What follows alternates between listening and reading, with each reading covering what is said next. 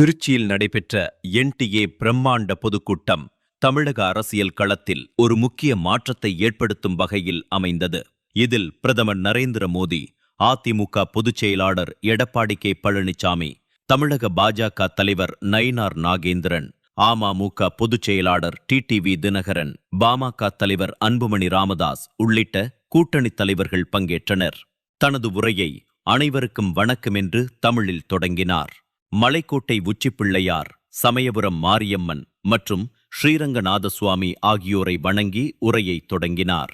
கம்ப ராமாயணத்தின் சிறப்பையும், மருது சகோதரர்கள் major M Saravanan மற்றும் பெரும்பிடுகு முத்தரையர் ஆகியோரின் வீரத்தையும் போற்றினார். ஆடி மாத காவிரி பெருக்கு போல தமிழகத்தில் மாற்றத்திற்கான அலை வீசுவதாக குறிப்பிட்டார்.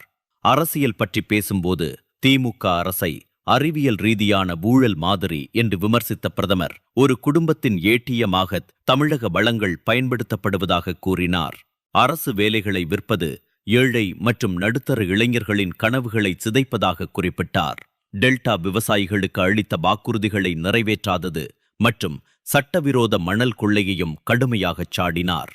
கடந்த காலங்களில் திருச்சியில் ரூபாய் 20,000 கோடி, மதுரையில் ரூபாய் 4,400 கோடி மற்றும் தற்போதைய வருகையில் ரூபாய் 5,600 கோடி மதிப்பிலான திட்டங்கள் என்டிஏ அரசால் அர்ப்பணிக்கப்பட்டுள்ளன. குறிப்பாக திருச்சி விமான நிலையத்தின் புதிய முனையம் மற்றும் மதுரை விமான நிலையத்திற்கு சர்வதேச அந்தஸ்து வழங்கப்பட்டதை சுட்டிக்காட்டினார்.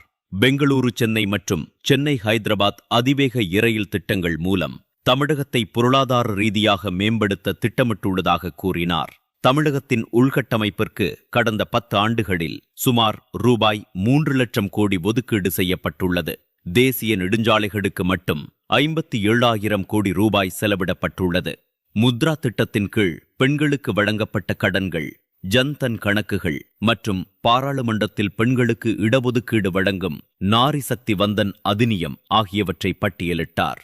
மேற்கு ஆசியாவில் நிலவும் போர்ச்சூழல் குறித்து பேசிய பிரதமர், இந்தியா எப்போதும் இந்தியா ஃபர்ஸ்ட் என்ற கொள்கையையே பின்பற்றும் என்றும் வதந்திகளை நம்ப வேண்டாம் என்றும் கேட்டுக்கொண்டார்.